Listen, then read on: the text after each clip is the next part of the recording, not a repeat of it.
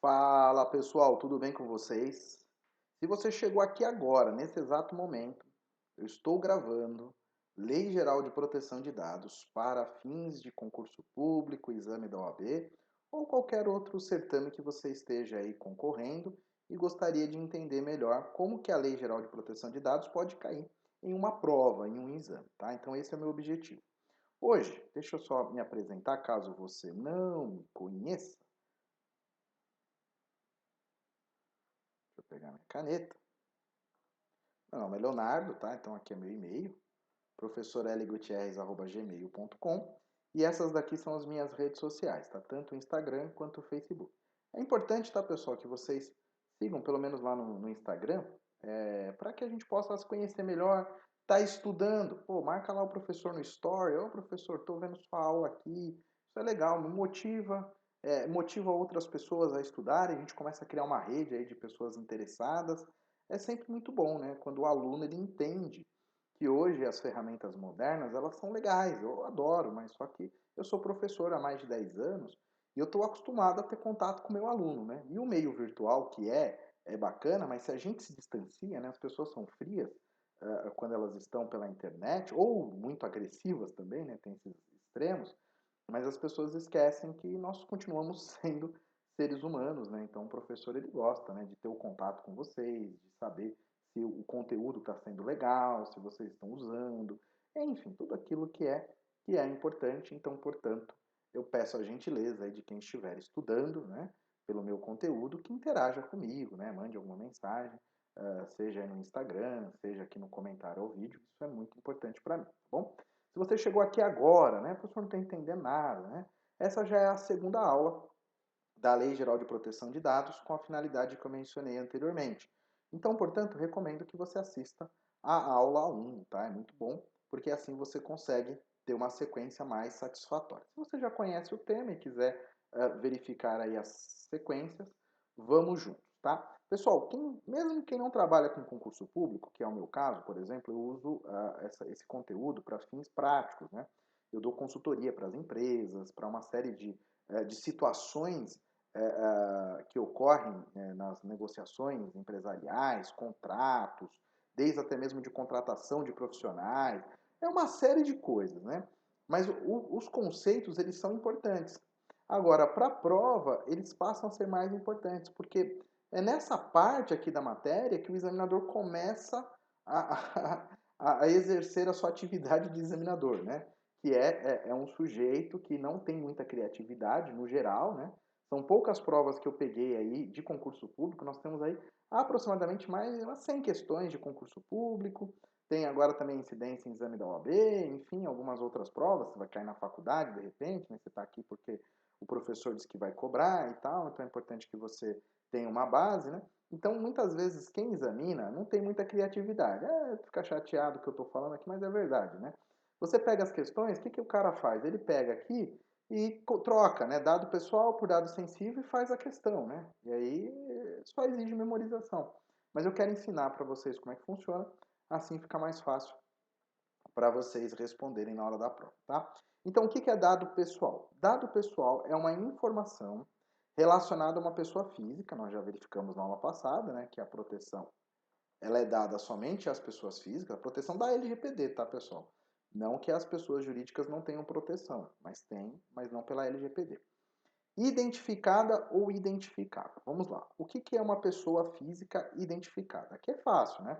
Então, quando você pega uma ficha do Leonardo, vai estar escrito Leonardo Gutierrez Alves. RG, tal, tal, tal, tal, tal, tal. CPF, X, não sei o quê. Data de nascimento, não sei o quê. Nome da mãe, nome do pai. Pronto, eu sou uma pessoa identificada. Né? Eu consigo chegar no Leonardo facilmente, né? Endereço, título de eleitor. Lógico, não precisa de tudo isso, né? Mas, tendo algumas dessas informações, o Leonardo está identificado. Agora, o que é uma pessoa identificável? Então, por exemplo, Leonardo Gutierrez Alves. Meu nome completo me identifica? Muitas vezes sim, muitas vezes não, porque às vezes a gente pode ter um homônimo, né? Então, José da Silva, João Gomes, são nomes que existem muitos, né? Então, o que acontece?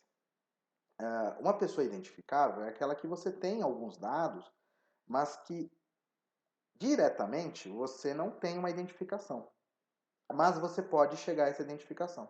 Então, por exemplo, eu só tenho o nome da pessoa, Leonardo, e a digital. Opa, então eu sou identificável. Se você levar lá para o Instituto, o IRGD, eles podem identificar por meio da digital quem que é a pessoa, né? Ah, eu tenho o nome, é Leonardo, eu sei que ele é um professor de Direito da faculdade, tá pronto, aí já identificou a faculdade.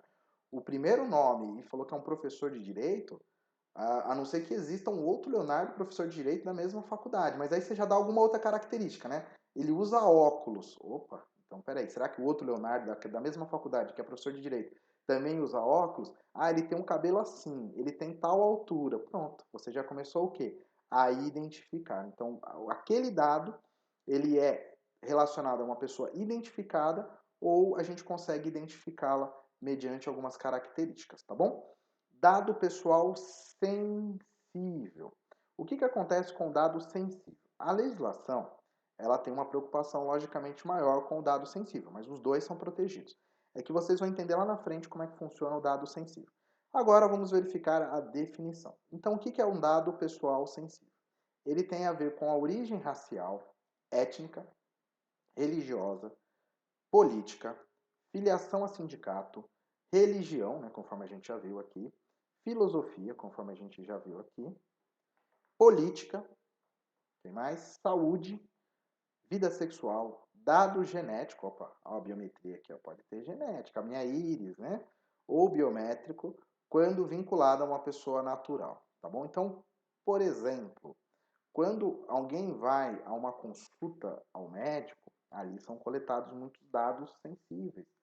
Quando você vai numa entrevista de emprego e de repente, sem saber, o recrutador pergunta: Olha, você tem alguma religião? Né? São perguntas que eu sou consultor jurídico, eu pergunto para os meus clientes né, que trabalham com contratação, recursos humanos, eu falo: opa, que tipo de pergunta você faz?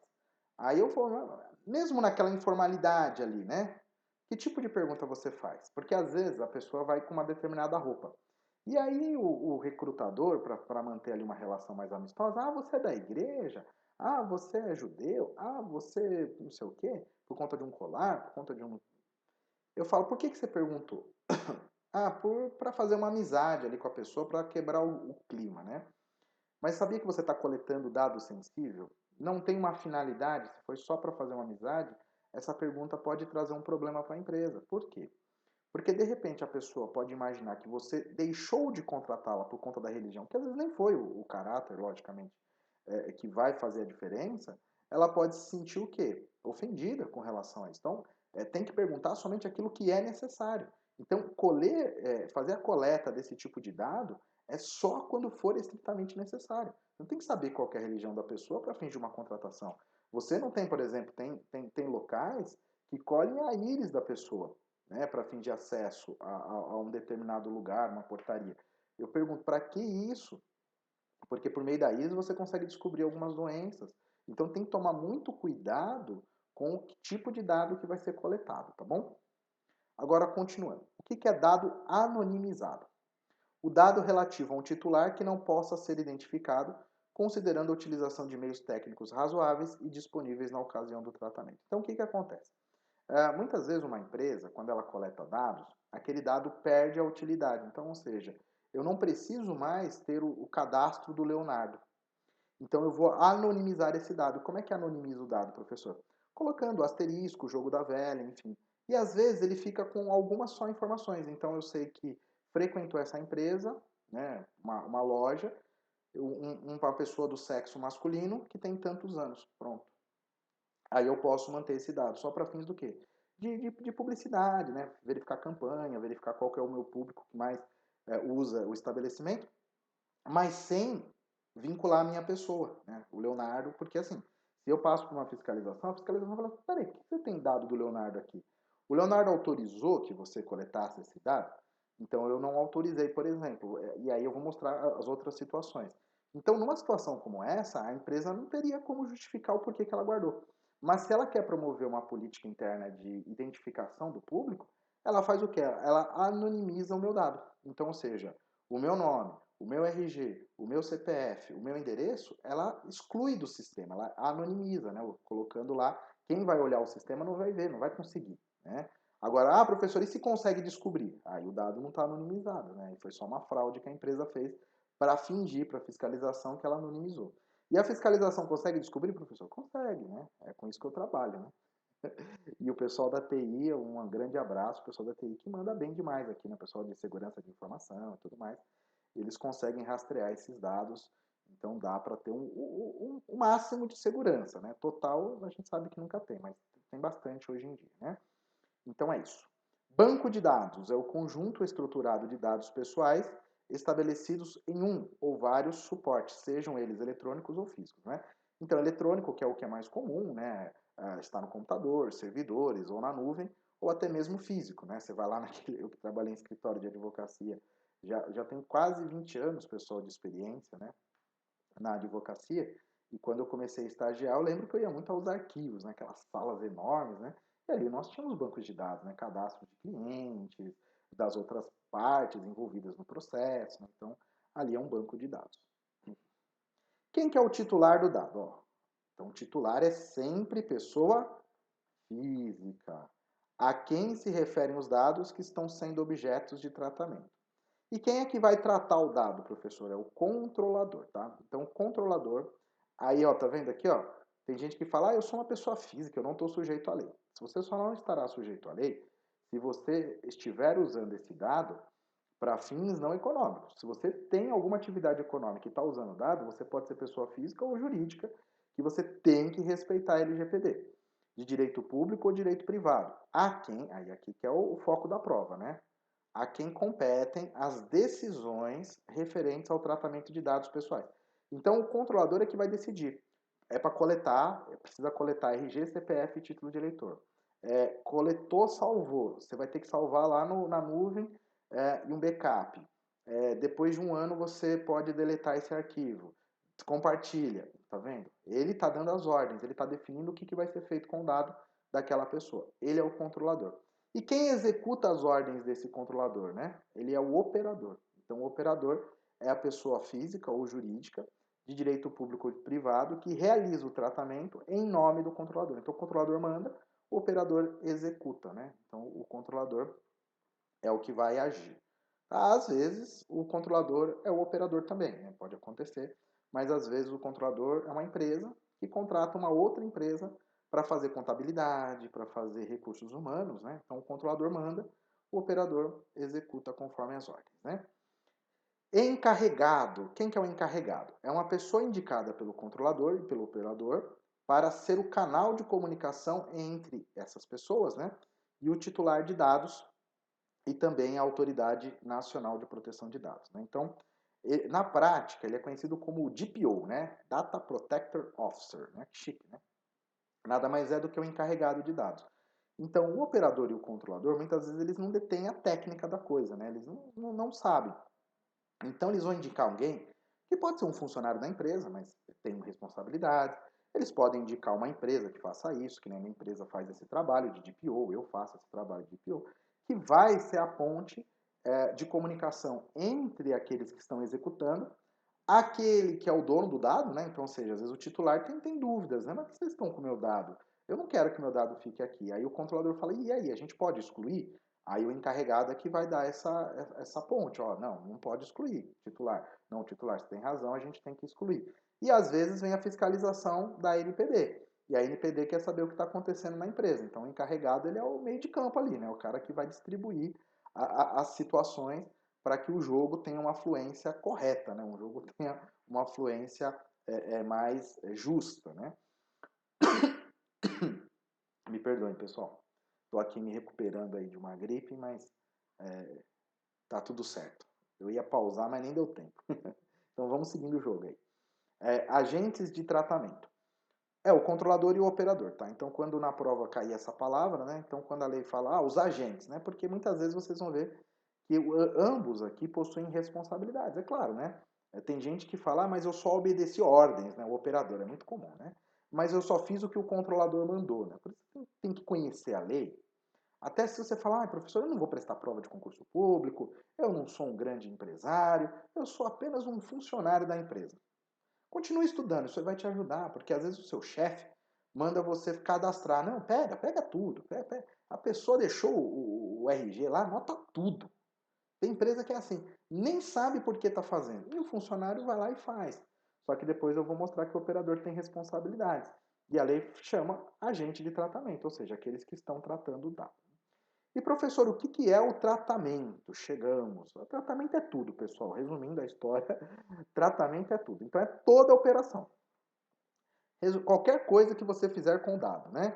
Aí ele coloca coletou, produziu, recebeu, classificou, utilizou, acessou, reproduziu, transmitiu, distribuiu, processamento, arquivou, armazenou, jogou fora, fez uma avaliação com aquele dado, esse dado é para cá, esse dado é para lá, controlou a informação, modificou, comunicou, transferiu, difundiu, extraiu. E aqui, pessoal, só exemplificou, porque na verdade, qualquer coisa que se fizer com dado, qualquer manipulação com as informações da pessoa é tratamento de dados.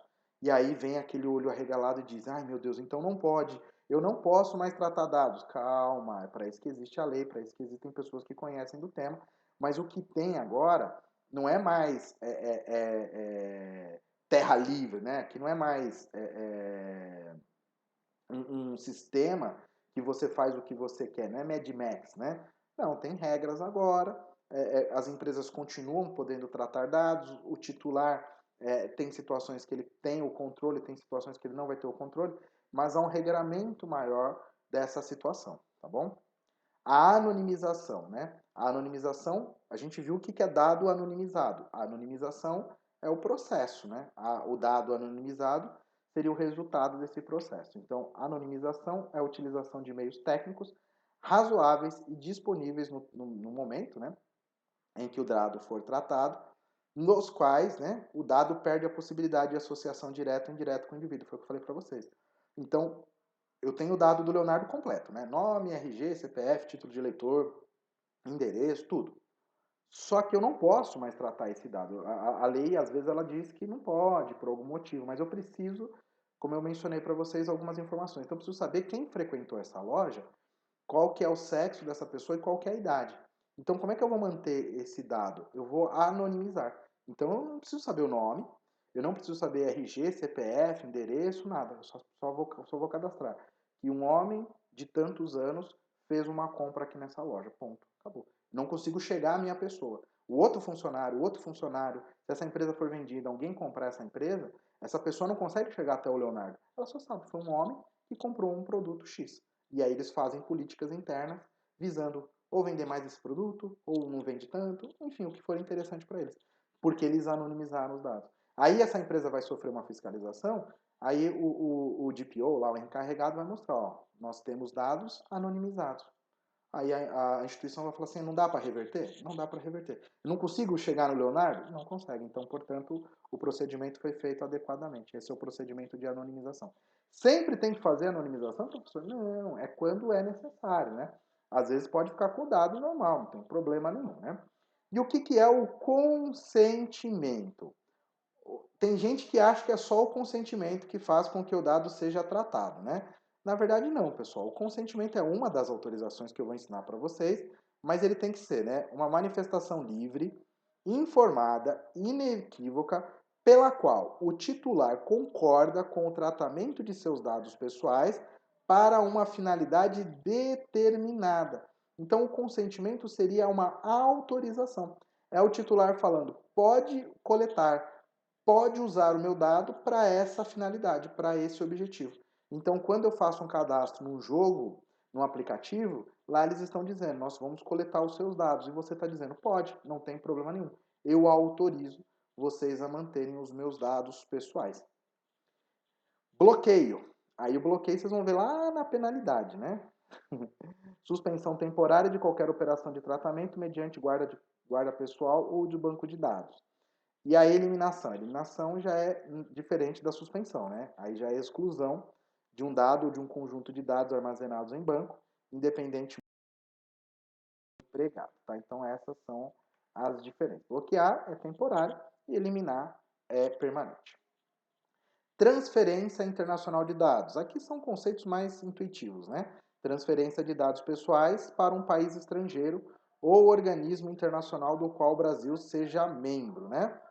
Uso compartilhado de dados é uma comunicação, difusão, transferência internacional, interconexão de dados pessoais ou de tratamento compartilhado de banco de dados pessoais por órgãos e entidades públicas no cumprimento de suas competências legais ou entre esses entes privados reciprocamente com autorização específica para uma ou mais modalidades de tratamento permitida a esses entes públicos e entes privados, né? Então, o que é muito comum, pessoal, por exemplo, você tem ali um banco de fomento, banco de dinheiro, né? Banco Itaú, Banco Bradesco, Banco Santander, esses bancos normais. Esses bancos, eles têm dados dos seus clientes, mas às vezes eles precisam compartilhar, porque a lei impõe, né? Eles precisam compartilhar com o Banco Central, eles precisam compartilhar com a Receita Federal a sua movimentação, tem lá o COAF, às vezes eles precisam mandar para o Ministério Público, enfim, então é o compartilhamento, é um intercâmbio necessário, porque o Estado também fiscaliza algumas práticas, e será que ali não está tendo lavagem de dinheiro naquela conta? Será que não está tendo evasão de divisas? Será que não está tendo alguma fraude, né, no sistema? Então, os bancos eles passam a ter aí essa necessidade de compartilhar dados. Esse relatório ele é uma documentação que o controlador, na qual vai ter descrição de processos de tratamento de dados que podem gerar risco às liberdades civis e aos direitos fundamentais, bem como medidas, salvaguardas e mecanismos de mitigação de riscos. Eu vou ensinar para vocês lá na frente que o controlador ele vai ter uma carta coringa, né, que é a, a utilização de dados para o seu legítimo interesse. Vocês vão entender isso lá na frente. Mas esse controlador, então, ele tem que fazer um relatório. Ele tem que mostrar para a fiscalização todos os dados que ele está tratando e qual finalidade que ele está tratando. Então, esse relatório ele vai mostrar até que ponto aquela instituição ela está avançando o sinal, ela está agindo de maneira correta, né? Então, é uma forma aí do controlador demonstrar que ele está respeitando, né? Que ele está respeitando aqui as liberdades civis, ele está adotando medidas, mecanismos que eliminam riscos, que não há uma exposição indevida, que ali ele tem um sistema de segurança contra a invasão de hackers, para evitar que o dado seja vazado. Então, o relatório ele vai mostrar o que ele está fazendo com o dado e o quão seguro é aquela instituição, tá bom? O que é um órgão de pesquisa? Aqui é fácil, né? Então, é o órgão ou entidade da administração pública direta ou indireta, pessoa de direito privado, tá bom? Que não tenha finalidade lucrativa, que é legalmente constituído sobre as leis brasileiras, com sede e foro no país, que inclua em sua missão institucional ou em objetivo estatutário, é o que interessa, né, pessoal? Pesquisa básica ou aplicada de caráter histórico, científico, tecnológico ou estatístico, né? Então a gente conhece, vou falar o que é entidade da administração pública, né? O IBGE, por exemplo, faz pesquisas, né, para saber o nível de escolaridade, a questão de orientação religiosa de uma população, saber ali as condições de saúde, higiene, as condições econômicas. Então, eles fazem estudos, né? Então, é considerado órgão de pesquisa. Quem que é a Autoridade Nacional de Proteção de Dados, né? A ANPD? É o órgão da administração pública vinculada, né, ao Poder Executivo Federal, que vai ser responsável por zelar, implementar, fiscalizar o cumprimento dessa lei em todo o território nacional. É só a NPD, professor? Não, né? A fiscalização é feita até por nós, né? A sociedade civil tem o dever de fiscalizar para identificar se as instituições estão respeitando a lei de proteção de dados, o Ministério Público, e como a gente viu aqui, a NPD, o PROCON, enfim. Né? Então, é uma responsabilidade que a lei trouxe porque ela traz um regramento, mas na prática não é só a NPD. Vamos lá, vamos treinar. Vocês gostaram, pessoal? Vamos verificar aqui a parte teórica, né? O quanto ela se enquadra aqui nas questões. Lembrando, né? Eu sei que, professor, mas é muita teoria, né? Vamos ver as questões para vocês entenderem por que eu tive que trazer essas informações teóricas, porque elas são importantes para vocês responderem as questões. E também, pessoal, eu sempre falo, né? Eu dou aula prática de LGPD para advogados, para estudantes de direito que querem trabalhar como o DPO, como às vezes ter uma atividade mais correta como controlador, operador, então eu dou cursos, né? E às vezes a pessoa, ninguém quer saber conceito hoje em dia. Claro que um curso prático ele é diferente, né? Mas só que eu percebo que a pessoa, às vezes, ela quer avançar para um nível posterior, mas sendo que ela não tem base nenhuma, né? As pessoas hoje em dia são muito ansiosas, né? E aí eu vejo os problemas acontecendo. Aí eu falo, graças a Deus eu gosto de estudar, de entender as bases, por isso que eu sou contratado, por isso que eu acabo tendo profissão, porque as pessoas não têm esse zelo, né? Mas de qualquer forma, né? Não seja essa pessoa que queira pular as etapas, né? Que acha que sabe tudo, né? O sabe tudo ele é um problemão, né? Quando a pessoa ela fala, eu não sei nada, essa é a melhor pessoa que existe, né? Porque ela reconhece, né? O famoso só sei que nada sei, né? Essa é a melhor pessoa que existe. Vamos lá, definição. Ele quer saber, aqui ó, dado anonimizado. É a utilização de meios técnicos razoáveis e disponíveis no momento do tratamento, por meio do qual um dado perde a possibilidade de associação direta ou indireta ao indivíduo. Pessoal, aqui eu recomendo que você dê um pause e responda, depois você vai analisar os meus comentários, né? Então aqui é o momento certo de você pausar. Agora vamos lá, continuando. Olha o que a banca fez aqui. Qual é esse conceito que ela deu? Veja aqui embaixo, eu já estou olhando aqui, ó, anonimização. É um dado relativo a titular que não possa ser identificado considerando utilização de meios técnicos na ocasião do seu tratamento. Olha que patifaria, né? Isso aqui é uma patifaria. O examinador pegou o conceito de anonimização e trocou com o conceito de dado anonimizado. Pessoal, eu falo que é uma falta de criatividade para fazer essas questões que, olha só, hein? Que beleza, hein? Então, só trocou o conceito, pessoal. Então, esse conceito aqui é de anonimização e esse conceito aqui é de dado anonimizado. Top demais essa questão. Aí o aluno que vai submeter a concurso público, ele quer trabalhar coisas profundas, né? E o examinador quer cobrar isso daqui. O que a gente faz? Se você vai submeter a uma prova, a um exame, a alguma forma de testar o seu conhecimento, é isso que eles fazem. Bom, vamos verificar porque a A e a E estão erradas, né? Então temos três alternativas. Operador é a pessoa natural ou jurídica de direito público ou de privado a quem competem as decisões. Não, né? A decisão é do controlador. Aí, o que ele fez aqui na D? Vamos ver que ele está falando do controlador. Pessoa física ou jurídica, quem realiza em nome do controlador. Ó, nem para fazer uma pegadinha eles conseguiram, né? Porque ele fala que o controlador é que realiza em nome do controlador, né? Então aqui é o conceito de operador, né? Então inverteu, né? Mesma coisa. Aqui é o controlador e aqui é o operador. Olha só. Bom, sobrou a C, mas vamos ver o que a C está falando, né? Dado sensível é aquele a respeito de origem racial, étnica, religiosa, política, sindicato, religioso, filosofia, política, saúde, vida sexual, dado genético, biométrico relacionado a uma pessoa natural. Alternativa C. Dados sensíveis, quais são eles? Contas bancárias, viagens, formação acadêmica, numeração de documentos, origem racial, étnica. Aqui ficou fácil, a gente acabou de ver. Então, dado pessoal sensível é aquele relacionado à origem racial ou étnica. Pessoal, aqui nós terminamos mais uma vez esse módulo. Espero que vocês tenham gostado. Infelizmente, a parte teórica vocês perceberam que ela é importante.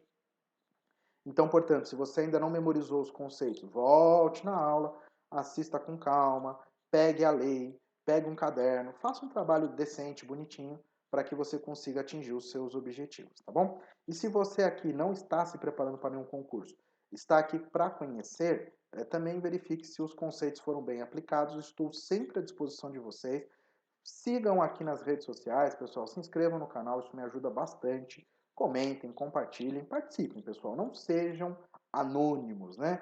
Eu sei que os dados, às vezes a gente quer anonimizar os nossos dados, mas é importante que eu tenha a participação de vocês. Tá? Aí uma curtida não vai gerar quem que é você, tá tudo certo. Se inscrever no meu canal também vai proteger sua privacidade, não tem problema nenhum. Só ajuda o professor que está aqui querendo também ajudá-los nessa missão de estudos, tá bom? Então vejo vocês na próxima aula. Bons estudos e até mais. Valeu!